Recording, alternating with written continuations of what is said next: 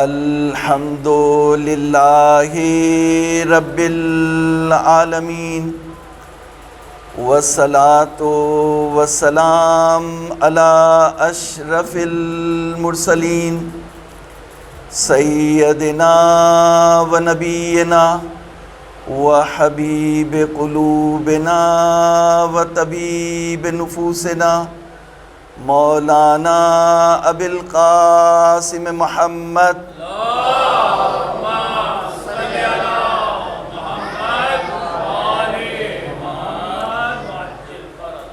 وعلى أهل بيته الطيبين الطاهرين الغر الميامين الهداة المهديين سيما بقية الله في الأرضين واللعن الدائم على أعدائهم أجمعين فقد قال الله تبارك وتعالى في محكم كتابه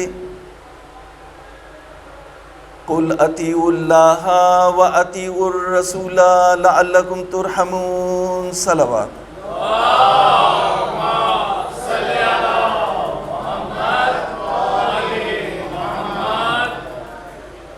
عزیزان محترم، قرآن مجید کے پیغامات کے حوالے سے عشرہ محرم الحرام کی جو مجالس کا آغاز کیا تھا، یہ اس کے سلسلے کی 5ویں مجلس ہے۔ تو ہم نے سورہ تغابن کے کچھ پیغامات آپ کی خدمت میں پیش کیے تھے، بلکہ سورہ تغابن ہمارا عقیدہ ہے کہ قرآن مجید شفا کا نسخہ ہے۔ تو جو نسخہ سورہ تغابن میں آیا، اس کے کچھ چیزیں آپ کو ہدیہ کی تھی۔ تو سب پہلی چیز یہ تھی کہ اللہ، اس کے رسول پر ایمان لے آؤ اور اس روشنی پر ایمان لے آؤ جو ہم نے اتاری۔ دوسری چیز یہ تھی کہ تقوی اختیار کرو، اور چوتھی چیز یہ تھی کہ اللہ کی راہ میں خرچ کرو، اور تیسری چیز تھی اللہ اور اس کے رسول کی اطاعت کرو۔ اطیعوا اللہ و اطیعوا الرسول قل اطیعوا اللہ و اطیعوا الرسول لعلکم ترحمون، یعنی تم اگر چاہتے ہو کہ پروردگار کی رحمت تمہارے شامل حال ہو تو تمہیں اطاعت کرنا ہوگی۔ یہ دین جو ہے وہ اطاعت پروردگار، اطاعت اللہ اور اس کے رسول کی اطاعت کے بغیر دین نہیں ہو سکتا۔ تو ابھی ہم اطاعت کے حوالے سے کچھ عرائض کل پیش کیے تھے، اور اسی حوالے سے اپنے عرائض کو آگے بڑھائیں گے۔ لیکن اس سے پہلے یہاں پہ ایک حقیقت ہے جس کی طرف میں آپ کو متوجہ کرنا چاہتا ہوں، اور وہ ہے ایمان سے متعلق جو پہلی بات ہم نے کہی تھی کہ ایمان لے آؤ اللہ پر، اس کے رسول پر، اور اس روشنی پر جو ہم نے اتاری۔ تو میں بھی اس کے حوالے سے آپ کو بیان کر دوں، ایک مرتبہ بلند آواز سے صلوات پڑھ لوں۔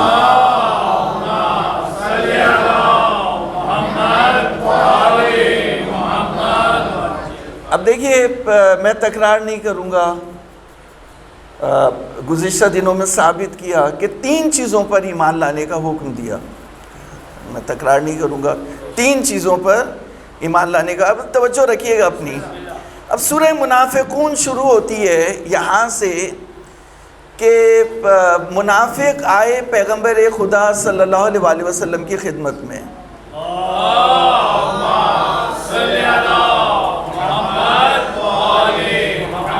اب آپ اپنے ذوق سماعت سے سنیں گے تو مزہ آئے گا کہ اس کا مطلب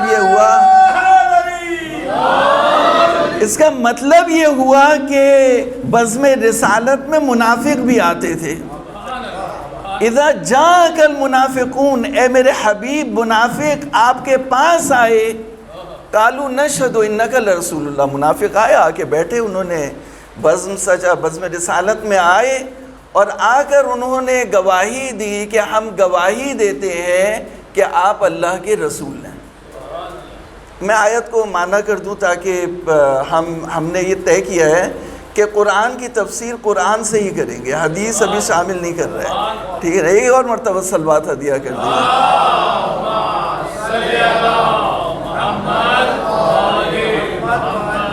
اب وہ چہروں پہ تو نہیں لکھا ہوا تھا کہ یہ منافق ہیں، ٹھیک ہے نا؟ تو اللہ نے کہا کہ منافق آئے تھے، اللہ تعالیٰ کو معلوم تھا کہ منافق آ رہے ہیں، تو وہ تو آئے، آ کے بیٹھے اور انہوں نے کلمہ پڑھا، تو آپ کہیں گے منافق ہیں؟ یہ کوئی بھی نہیں کہہ سکتا کہ منافق ہے۔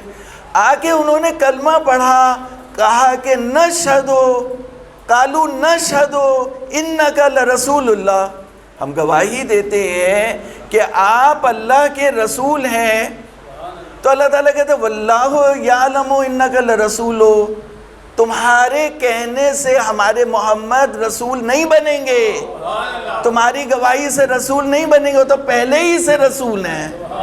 واللہ یعلم انک لرسول واللہ یشہد ان المنافقین لکاذبون، اللہ گواہی دیتا ہے کہ منافق جھوٹ بول رہے ہیں۔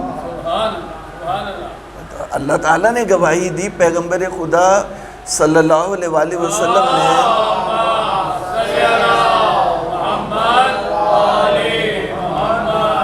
کبھی کسی شخص کو مخاطب کر کے کہا کہ تم منافق ہو؟ کبھی کسی کی توہین کی، کسی کو کہا کہ تم منافق ہو؟ نہیں کہا۔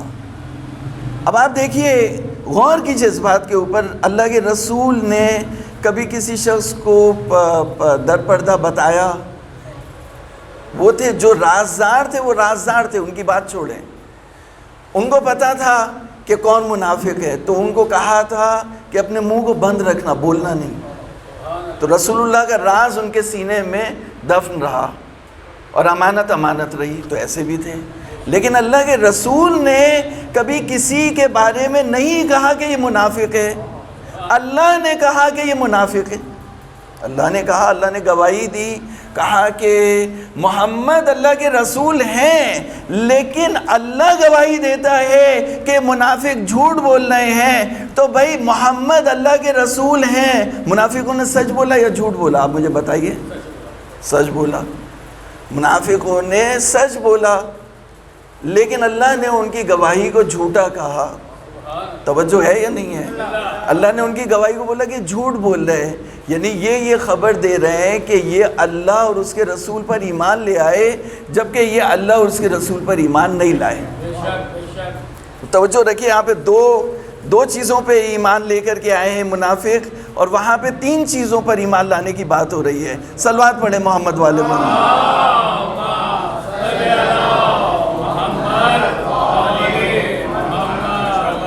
تو کہا کہ یہ منافق جھوٹ بول رہے ہیں، محمد اللہ کے رسول ہیں۔ میں جملہ آپ کو ہدیہ کرنا چاہتا ہوں، منافق اللہ کے رسول، منافق یہ جو بول رہے ہیں کہ محمد اللہ کے رسول ہیں، تو محمد اللہ کے رسول ہیں، لیکن یہ منافق جھوٹ بول رہے ہیں، منافق جھوٹ بول رہے۔ تو اللہ نے جب منافقوں کی سچی گواہی کو اپنے محمد کے بارے میں قبول نہیں کیا، تو ابو طالب کے بارے میں جھوٹی گواہی کیسے قبول کر لیتا؟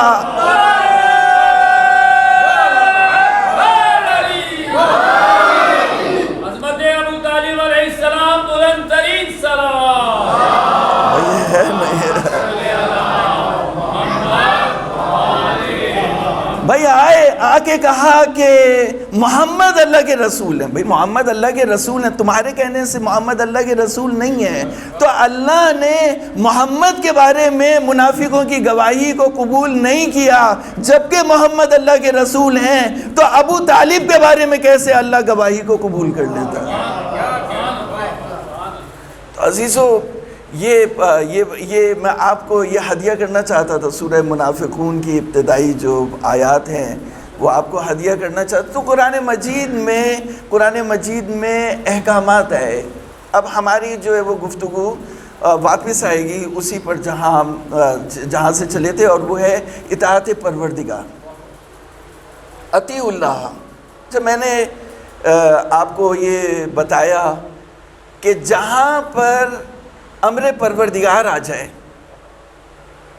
امر آ جائے، حکم، جیسے حکم آیا کہ سجدے میں گر جاؤ، توجہ ہے یا نہیں ہے؟ حکم آیا کہ سجدے میں گر جاؤ تو سجدے میں گرنا، وہاں پہ بات نہیں ہونی. جیسے میں نے اس کی مثال دی تھی کہ جلوس جب چلتا ہے تو اس میں ایک نظم و ضبط ہوتا ہے، اسکاؤٹس کے اندر ایک ڈسپلن ہوتا ہے. تو ڈسپلن کا یہ تقاضا ہوتا ہے کہ جب وسل بجی تو اب اس نے اسکاؤٹ نے موو کرنا ہے، اور جب وہ وسل دوبارہ بجے گی تو اس نے وہیں پر جو ہے وہ رک جانا ہے. اب وہ بات نہیں ہے، وہاں پہ تعویلیں نہیں ہیں، وہاں پہ ایک ایکشن ہو رہا ہے. یعنی حسین میں توجہ کا طالب ہوں آپ سے، جو ہے وہ صلوات پڑھیں محمد والے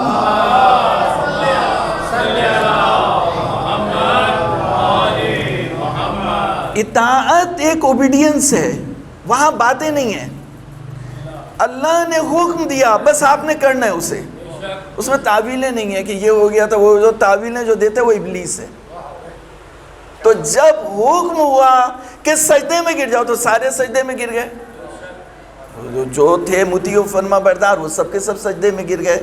اور کون رہ گیا؟ ابلیس.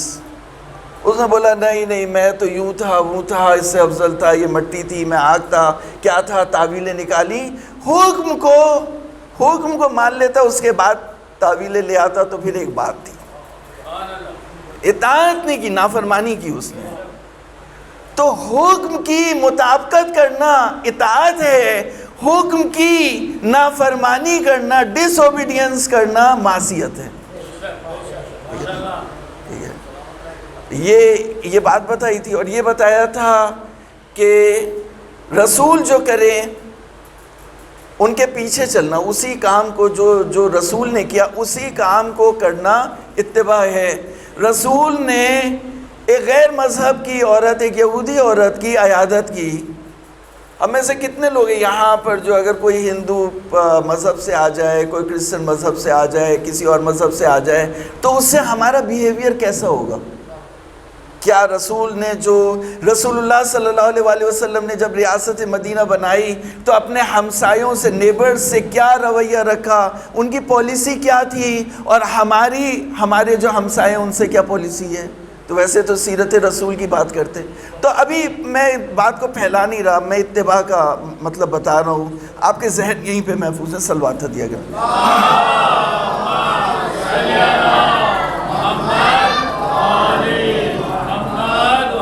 تو بھائی جہاں پر امر آ جائے اس کی مطابقت کرنا یہ اطاعت ہے، اور جہاں پر رسول کے قدم ہو تو نقشے قدم کے پیچھے چلنا یہ اتباع ہے. نقشے قدم کے پیچھے چلنا، جو رسول نے کیا وہ کرنا یہ اتباع ہے. تو رسول اپنے امر میں بھی واجب الاطاعت ہیں، اور رسول اپنے سیرت میں بھی نقش پا کے حوالے سے بھی واجب الاطاعت ہے، واجب الاتباع. صلوات دیا کر دی.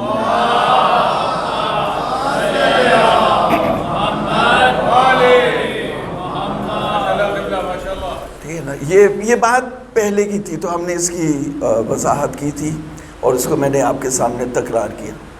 تو اب عزیزان محترم ارشاد ہوا کہ اطاعت کرو اللہ کی اور اس کے رسول کی. تو یہ میں آپ کو بعد میں بتاؤں گا کہ یہ جو ولایت ہے یہ اصل میں ہے ہی اطاعت. یعنی آپ جس کی ولایت میں ہیں آپ نے اس کی اطاعت کرنی ہے. یعنی ایک جملہ مجھے یہاں ہدیہ کرنے دیجئے کہ جتنی اطاعت اللہ کے رسول، اللہ کے آخری رسول نے اللہ رب العزت کی جتنی اطاعت کی، کوئی اور بشر اتنی اطاعت نہیں کر سکتا. ابھی جملہ مکمل نہیں ہوا، یہاں پہ عزادار موجود ہیں. اللہ کے رسول نے جتنی اللہ کی اطاعت کی اتنی اطاعت کوئی اور بشر نہیں کر سکتا، اور جتنی اطاعت علی نے رسول کی کوئی اور نہیں کر سکتا.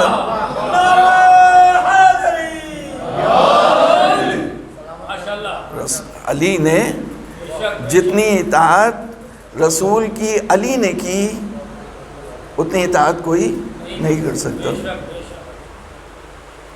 ایک مجلس میں نے پڑھی تھی ممباسا میں، مجھے یاد آتا ہے اطاعت پروردگار اور اطاعت رسول کے حوالے سے. تو اس میں نے مثال دی تھی کہ گاڑی ہے گاڑی میں اسٹیئرنگ ہوتا ہے، تو اسٹیئرنگ کو آپ ٹرن کرتے ہیں لیفٹ پہ تو پہیے جو ہے وہ لیفٹ پہ مڑ جاتے ہیں، اسٹیئرنگ کو آپ رائٹ کرتے ہیں تو رائٹ ہو جاتے ہیں، لیفٹ کرتے ہیں تو لیفٹ ہو جاتے ہیں۔ تو یہ ہے، اچھا اگر تھوڑا کم لیفٹ کرتے ہیں تو کم ہوتے ہیں، زیادہ کرتے ہیں تو زیادہ ہو جاتے ہیں۔ تو اگر اطاعت نہ ہو، یعنی اگر پہیہ اسٹیئرنگ کی اطاعت نہ کرے تو گاڑی چل سکتی ہے؟ یعنی ایمان کا، اہل ایمان کا جو پورا نظام ہے، سسٹم ہے، وہ اطاعت پروردگار پہ ہے۔ اب آپ دیکھیے کہ ہم اپنا دل خوش کر لیں کہ ہم اپنے مولا کی اطاعت کرتے ہیں، تو یہ ہم اپنے آپ چیک کریں اپنی زندگی میں جا کے کہ اس وقت جو ہے وہ ظالم کی حکومت ہے، ظلم کا نظام ہے نا، ظلم کا، امام زمانہ کی تو حکومت نہیں ہے، ظلم کا نظام ہے۔ تو یہاں پر جو امر پریویل کر رہا ہے وہ اللہ رسول کا امر نہیں ہے، وہ تو جب امام زمانہ کی حکومت قائم ہوگی تو اس وقت جو حکم پریویل کرے گا، امر پریویل کرے گا، وہ اللہ اور رسول کا ہوگا۔ لیکن ابھی تو صرف باتیں ہیں، جو حکم ہے وہ ظالموں کا ہے، ظالموں کی حکومت میں ہم رہتے ہیں۔ تو اب یہاں پر اس مثال کو دینے کے بعد کہ جس طرح سے گاڑی کے دو پہیے اسٹیئرنگ کی اطاعت کرتے ہیں، اگر ہم اللہ اور اس کے رسول کی اطاعت شروع کر دیں تو پھر ہم سیر و سلوک اور ترقی اور تعالی اور معرفت کے درجات طے کرتے چلے جائیں گے۔ میں نے آپ کو کہا تھا نا کہ آپ اتنے عرصے سے پوری زندگی عزاداری کرتے آئے، تو پوری زندگی آپ نے عزاداری کی، مجلسوں میں شرکت کی، مجلسیں کی، تو اینڈ رزلٹ کیا ہے؟ اینڈ رزلٹ یہ ہے کہ آپ ایک روایتی عزادار ہیں۔ تو بھائی دو منزل ہے، یا آپ روایتی عزادار بننا چاہتے ہیں، یا آپ نظریاتی عزادار بننا چاہتے ہیں، یا آپ میثم تمار بننا چاہتے ہیں۔ اگر میثم تمار بننا چاہتے ہیں تو پھر کچھ اور انداز سے جو ہے وہ آپ کو عزاداری کو فالو کرنا ہوگا، جس میں اطاعت اللہ اور اس کے رسول کی اطاعت کا خیال کرنا ہوگا۔ صلوات ہدیہ کر دیے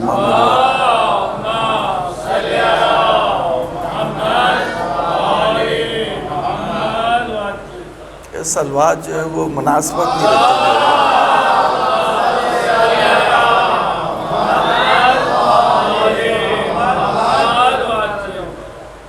یہ اطاعت، یہ مشکل کام ہے، آسان کام نہیں ہے۔ یعنی جب شب ہجرت اللہ کے رسول نے 13 سال تک تبلیغ کی، مشرکوں سے آپ کا مقابلہ رہا، تبلیغ کرتے رہے، پریشانیاں، مشکلات برداشت کرتے رہے۔ برداشت کرنے کے بعد جو منزل آئی تو قریش مکہ نے آپ کے قتل کا منصوبہ بنایا، اور حضرت ابو طالب کے ہوتے ہوئے ظاہر ہے وہ ایسا نہیں کر سکتے تھے، تو حضرت ابو طالب کے وصال کو 3 سال گزر گئے، حضرت خدیجہ بھی تو 3 سال گزر گئے۔ 3 سال سے رسول پریشان ہے، ابو طالب کی حمایت نہیں ہے، ابو طالب نہیں ہے۔ تو اب پیغمبر جو ہے وہ اکیلے ہیں۔ 13 سال تبلیغ کرنے کے بعد بہت سے مسلمان حبشہ ہجرت کر گئے، بہت سے لوگ ایمان لے آئے، پریشانیوں میں ہیں، لیکن اللہ کے رسول کی سیکیورٹی یا اس کے لحاظ سے دیکھا جائے تو کمزور ہے، اللہ کے رسول جو ہے وہ صحیح اس میں نہیں ہے۔ تو یہاں تک کہ قریش مکہ نے مل کے کہا کہ پہلے یہ تھا کہ اگر کوئی قبیلہ حضور صلی اللہ علیہ وسلم کو قتل کرے گا تو اس قبیلے کے اوپر خون آ جائے گا، اور بنو ہاشم بہت بہادر ہیں، بہت تلواروں والے ہیں، وہ اس قبیلے ہی کو مار پیٹ کے جو ہے وہ ختم کر دیں گے. تو وہ اس ڈر سے بنو ہاشم کی تلواروں کے ڈر سے وہ سوچتے تھے کہ یہ کام کیسے کریں, محمد کے اوپر ہاتھ بھی نہیں ڈال سکتے, اگر ہاتھ ڈالیں گے تو سارے بنو ہاشم جو ہے وہ ہمارے قبیلے ہی کو کاٹ پیٹ کے برابر کر دیں گے. تو کہا کہ اس کا علاج جو نکالا, انہوں نے نکالا کہ سارے قبیلے مل کے اور محاصرہ کریں محمد کے گھر کا, اور سب مل کے محمد کو قتل کریں. تو جب خون تمام قبیلوں پر آ جائے گا تو بنو ہاشم کیا کریں گے پھر؟ یہ منصوبہ بنایا رسول اللہ کے قتل کا. یہ منصوبہ جب بنایا تو اللہ کے رسول کو ہجرت کا حکم ہوا. اب دیکھیے 13 سال محمد مصطفیٰ آخری رسول 13 سال سے تبلیغ کر رہے ہیں, اور سٹیج دیکھیں آپ کے ابھی بھی کوئی ساتھ تیار نہیں. یعنی حضور صلی اللہ علیہ وسلم کو جب حکم ہجرت کا تو آپ اکیلے تھے. میں کتاب کی بات کر رہا ہوں, حدیث کی, اور باقی جو ہے وہ صحیح اور صحیح کی نہیں بات کر رہا, بلکہ میں جو ہے وہ قرآن کی, اللہ کی کتاب, ظاہر قرآن کریم کے پیغامات کے حوالے سے یہ عشر مجالس ہے. ایک مرتبہ صلوات ہدیہ کر دی محمد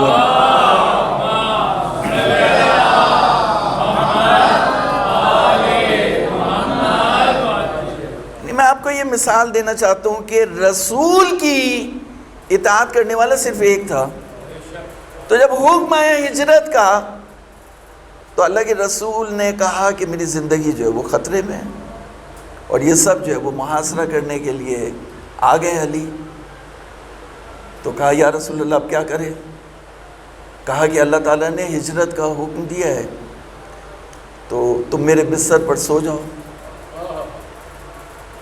تو اب آپ دیکھیے جب حضور نے, اب یہ ہے نا کہ آیت تو میں نے پڑھ دی تھی, پڑھنا تو بہت آسان ہے, اطیعوا اللہ و اطیعوا الرسول, اطاعت کرو اللہ کی اور اس کے رسول کی. مثال بھی میں نے دے دی تھی کہ جب وہ مؤذن جو وہاں سے بول رہا ہوتا ہے حی علی الصلاۃ حی علی الصلاۃ, تو ہم لوگ کھانا کھا رہے ہوتے یا اپنے کاموں میں مشغول ہوتے, بولتے یار یہ تو وہ بولتا ہی رہتا ہے حی علی الصلاۃ حی علی الصلاۃ, چلتا ہی رہتا ہے. تو یہاں حکم ہوا علی تم میرے بستر پہ سو جاؤ. تو حضرت علی یہ کہتے ہیں یا رسول اللہ زندگی آپ کی خطرے میں ہے, تو آپ کہہ رہے ہیں میں آپ کے بستر پہ سو جاؤں, میرا کیا بنے گا؟ حضرت علی نے بولا کہ میرا کیا بنے گا؟ نہیں بولا. حضرت علی نے یہ پوچھا یا رسول اللہ کیا میرے آپ کے بستر پر سو جانے سے آپ کی زندگی بچ جائے گی؟ حضرت علی اپنی فکر میں نہیں تھے بلکہ اپنے مولا اور آقا اللہ کے آخری رسول محمد مصطفیٰ کی ولایت میں تھے, ان کی اطاعت میں تھے, ان کی محبت میں تھے. کہا یا رسول اللہ میرے آپ کے بستر پر سو جانے سے آپ کی زندگی بچ جائے گی؟ کہا ہاں بچ جائے گی. کہا پھر علی سوئے گا آپ کے بستر پر.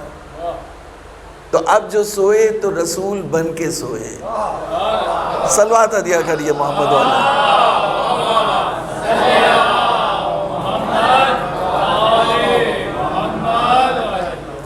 تو عزیزو یہ یعنی حضرت علی کے ساتھ اللہ تعالیٰ نے کوئی سیکیورٹی نہیں کی تھی. یہ میں آپ کو ہدیہ کر رہا ہوں. آپ نے بسر رسول اور شب ہجرت کے واقعات تو سنے ہوں گے, لیکن یہ چیز میں آپ کو ہدیہ کر رہا ہوں آج.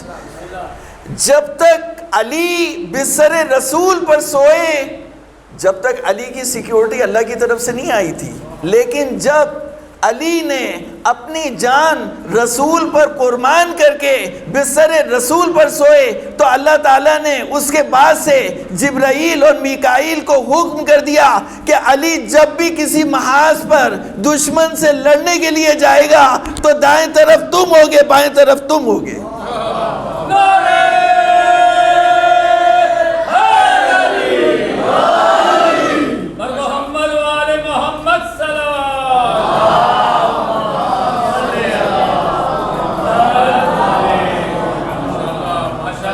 تو معلوم ہوا کہ سیکیورٹی بھی فری میں نہیں ملتی, اپنی جان قربان کرنی پڑتی ہے, اس کے بعد پھر ملتی ہے. اس کے بعد سے علی کو اللہ کی طرف سے جبریل اور میکائیل، ایک طرف جبریل دوسری طرف میکائیل، حکم تھا۔ یہ شب ہجرت کے بعد سے، میں آپ کو سند کے ساتھ ذکر کر رہا ہوں۔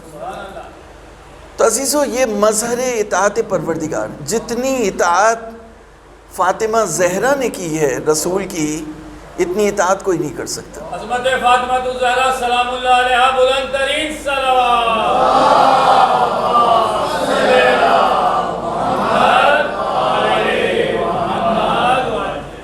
میں آپ کو اس کی مثال دیتا ہوں۔ آیت اتری، دیکھیے آپ، آیت اترتی تھی تو کتنی اہمیت دیتے تھے اہل بیت۔ آیت اتری، لا تجلو دعا رسول بینکم کا دعائے بعضکم بعضا۔ ہم ایک وہ ہوتا ہے نا، وہ حسین اگر دور چلے گئے، میں پکاروں او حسین ادھر آؤ، تو کہا جیسے ایک دوسرے کو پکار کے بلاتے ہو ایسے محمد عربی کو آواز مت دینا، یہ تمہارا کوئی دوست یار نہیں ہے، یہ اللہ کا آخری رسول ہے۔ تو جب یہ آیت اتری کہ محمد کو اس طرح سے نہ پکارنا بلانا، اپنے پاس جیسے ایک دوسرے کو پکارتے اور بلاتے ہو، تو فاطمہ زہرا پہلے کہتی تھی بابا جان، جب آیت اتری تو اب فاطمہ کہہ رہی ہے یا رسول اللہ۔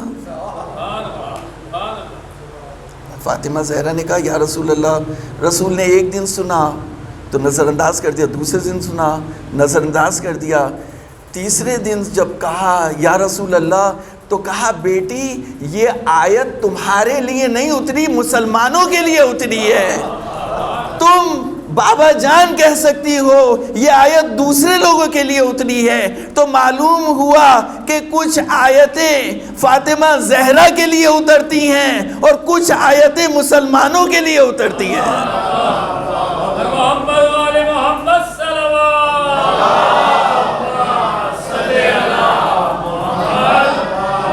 یہی نتیجہ سامنے آیا نا، یہی نتیجہ سامنے آیا کہ کہا کہ فاطمہ زہرا یہ آیت تمہارے لیے نہیں اتری۔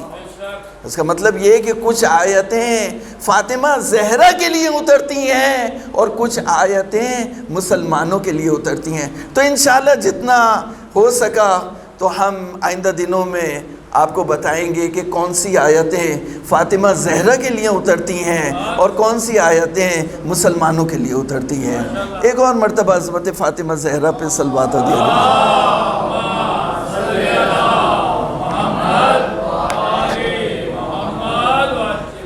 عزیزو، کربلا اطاعت پروردگار ہے، اطاعت رسول ہے، اطاعت امام کا نام ہے۔ اب کیونکہ سلسلہ سخن تو ابھی وہیں پہ ہے اور میں ملاؤں گا اسے اطاعت رسول کو اطاعت امام سے، لیکن گفتگو ابھی ناتمام ہے اور انشاءاللہ اپنے وقت کے اوپر آگے بڑھے گی۔ تو کربلا اطاعت امام کا نام ہے، کربلا اطاعت امام کا نام ہے۔ میں ایک امام زمانہ کے ظہور کی بہت سی نشانیاں ہیں۔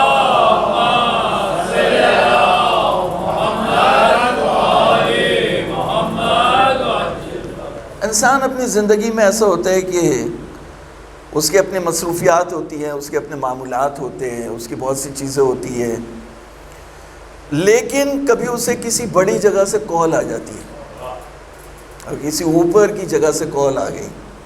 مثال کے طور پر اگر کسی کمپنی میں وہ ہے تو کمپنی کے مالک کی طرف سے کال آئی، ڈائریکٹر کی طرف سے کال آ گئی، یا کسی خاندان میں ہے تو خاندان کے سب سے بزرگ کی طرف سے کال آ گئی۔ یعنی کچھ ایسی شخصیات ہوتی ہیں کہ جن کی کال کو وہ نظر انداز نہیں کر سکتا، وہ اپنے تمام معمولات کو چھوڑ دے گا اور اس کال کے پیچھے جائے گا۔ تو کہا کہ حجت ابن الحسن کی نشانیوں میں سب سے بڑی نشانی یہ ہے کہ آسمان سے کال آئے گی کہ تمہارے امام نے ظہور کیا ہے۔ تو کیا تم اپنے معمولات کو چھوڑ کر اور اپنے امام کے پیچھے جاؤ گے یا نہیں جاؤ گے؟ اگر جاؤ گے اور اس کے لیے تیار کر رہے ہو اپنے آپ کو تو خوشا بحال کہ امام کے اللہ تعالیٰ تمہیں امام کا سپاہی بنائے۔ تو اطاعت امام، اطاعت رسول، اطاعت. آپ دیکھیے کہ ابھی وہ ناظم بھائی توجہ دلا رہے تھے نماز کے بارے میں. اچھی چیز ہے نماز پڑھنی چاہیے، اور نماز جو ہے وہ قبول ہو گئی تو تمام اعمال قبول ہو جائیں گے. لیکن خالی نماز سے کام نہیں چلے گا. ہمارے اہل سنت کے بھائی کہتے ہیں بھائی نماز پڑھ لی، زکوٰۃ بھی دیتے ہیں تو زکوٰۃ بھی دے دی، مدرسے کو بھی پیسے بھجوا دیے، حج بھی کر لیا، عمرہ بھی کر لیا، نماز جمعہ بھی پڑھنے کے لیے جاتے ہیں. اب کیا رہ گیا؟ اب کیا رہ گیا؟ تو میں یہاں پر منبر رسول، منبر حسینی سے اعلان کر رہا ہوں اللہ کی کتاب کو سامنے رکھتے ہوئے کہ ایک چیز رہ گئی اور وہ ہے اطاعت امام. امام نے پکارا تھا حل من ناصر ینصرنا، حل من مغیث یغیثنا، حل من ذاب یذب عن حرم رسول اللہ. اسی لیے تو آپ کہتے ہیں نا لبیک یا حسین. آپ لبیک کیوں کہتے ہیں؟ لبیک اسی لیے کہتے ہیں نا، جب امام پکار رہے تھے حل من ناصر ینصرنا، تو یہ امام کے جو استغاثہ ہے یہ کئی مرتبہ بلند ہوئے، کربلا کے بن میں گونجے ہیں، اور مختلف لوگوں پر اس کے مختلف اثر ہوئے ہیں. سید سجاد نے جب امام کا استغاثہ سنا ہے تو عصا کے سہارے کھڑے ہو گئے، بدن لرز رہا ہے، اور کہہ رہے پھوپھی اماں مجھے سہارا دیجئے کہ میں اپنے بابا کی نصرت کے لیے جاؤں. چھوٹے چھوٹے بچے کھڑے ہو گئے، بچوں نے اچھل کے نعرہ لگایا لبیک یا امام، لبیک یا حسین. جو ہم کہتے ہیں لبیک یا حسین، اس کا مطلب سمجھیے کہ کربلا میں آپ کا امام آپ کو پکار رہا ہے. روایت کہتی ہے کہ قصر بنی مقاتل پہ، کربلا سے پہلے امام کا قافلہ کربلا سے کچھ قدم دور تھا، کچھ فاصلے پر تھا، قصر بنی مقاتل میں تھا، سحر کا وقت تھا. تو امام نے حکم دیا کہ یہاں پر پانی جتنا بھر سکتے ہو پانی بھر لو. تو سب نے پانی بھر رہے تھے، اور مولا اپنے گھوڑے پر سوار تھے. تو سحر کا وقت تھا، ایک مرتبہ زین پر حسین نے سر رکھ دیا اور آنکھ لگ گئی، اور خواب میں دیکھا کہ یہ قافلہ جا رہا ہے اور ایک منادی ندا دے رہا ہے کہ موت اس کے قافلے کے پیچھے پیچھے جا رہی ہے. بس حسین نے یہ خواب جب دیکھا تو پریشان ہو کے گھبرا کے اٹھے، اور آپ نے 3 مرتبہ اِنَّ لِلَّهِ وَإِنَّ إِلَيْهِ راجعون، اِنَّ لِلَّهِ وَإِنَّ إِلَيْهِ راجعون، الحمدللہ رب العالمین. جب یہ پڑھا تو ایک مرتبہ علی اکبر نے ایڑ لگائی، اپنے گھوڑے کو آگے بڑھایا اور کہا بابا جان کون سا مسئلہ پیش آیا کہ آپ نے کلمہ استرجاع پڑھا؟ کہا کہ بیٹا اپنے خواب کو سنایا، اپنے بیٹے کو خواب. تو ایک مرتبہ ابراہیم نے اپنے اسماعیل کو خواب سنایا تھا، آج کربلا کا ابراہیم اپنے اسماعیل کو خواب سنا رہا ہے. بیٹا میں نے یہ خواب میں دیکھا کہ یہ قافلہ جا رہا ہے اور ایک ندا کرنے والا، آواز دینے والا آواز دے رہا ہے کہ موت اس قافلے کے پیچھے پیچھے جا رہی. بس عزیزو، علی اکبر نے ایک مرتبہ حسین کے چہرے کی طرف دیکھا اور ایک جملہ کہا، بابا جان اولسنا علی الحق، بابا جان کیا ہم حق پر نہیں ہیں؟ کہا بیٹا ہم حق پر ہیں. کہا پھر اس سے کیا فرق پڑتا ہے کہ موت ہمارے پاس آ جائے یا ہم موت کے پاس چلے جائیں؟ حسین نے کہا جزاکم اللہ بیٹا، اللہ تعالیٰ تمہیں بہترین جزا عطا فرمائے. تو یہ علی اکبر ہیں جو اپنی معرفت، اس واقعے سے علی اکبر کی معرفت پتہ چلتی ہے کہ علی اکبر جب نکلے ہیں، رن میں پہنچے ہیں اور جنگ کے لیے علی اکبر کو رخصت کیا امام حسین نے. تو میں پوری مصیبت تو نہیں پڑھ سکتا، لیکن میں آپ کو ایک جملہ، آج 5 محرم ہے تو میں ایک جملہ آپ کو ہدیہ کرنا چاہتا ہوں علی اکبر کی شہادت کے حوالے سے، کہ علی اکبر کو روانگی سے پہلے امام حسین نے خود سجایا ہے، تیار کیا ہے. کربلا کا اسماعیل ہے نا، منع نہیں کیا، جب آئے ہیں تو اجازت دی ہے، لیکن یہ وہ وقت تھا. اب تھوڑا سا اس وقت کو سمجھنے کی کوشش کریں. اجرکم اللہ، رونے میں بخل نہیں کیجیے گا. آج 5 محرم ہے، حسین منزلوں پر منزلیں طے کر رہے ہیں. ارے علی اکبر کو سجایا، زرہ پہنائی علی اکبر کو، بالکل اسی طرح سے علی اکبر شبیہ رسول ہیں، شبیہ رسول بنایا.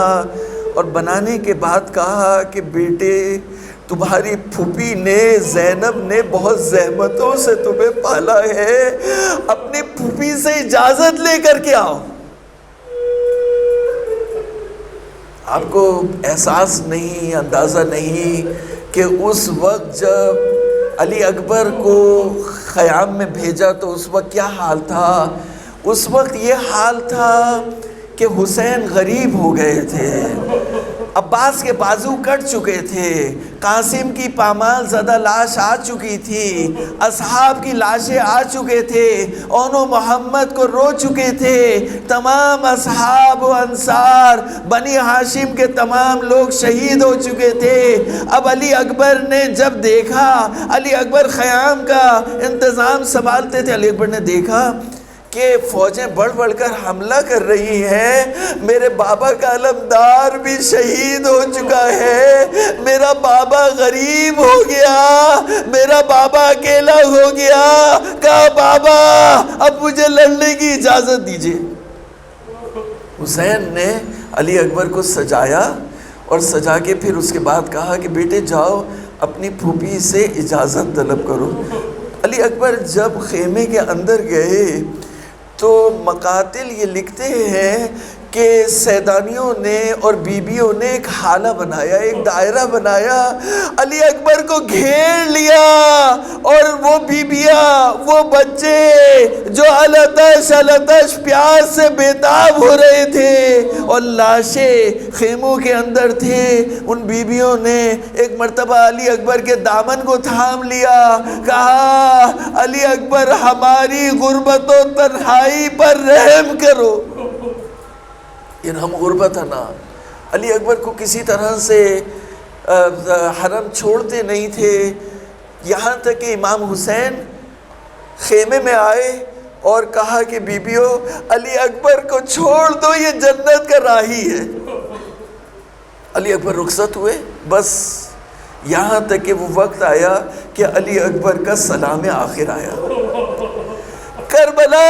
کربلا میں فجر کے وقت علی اکبر کی آذان آئی تھی، عصر عاشور کو علی اکبر کا سلام آیا، اور اس وقت علی اکبر کے سینے میں برچی لگی ہوئی تھی.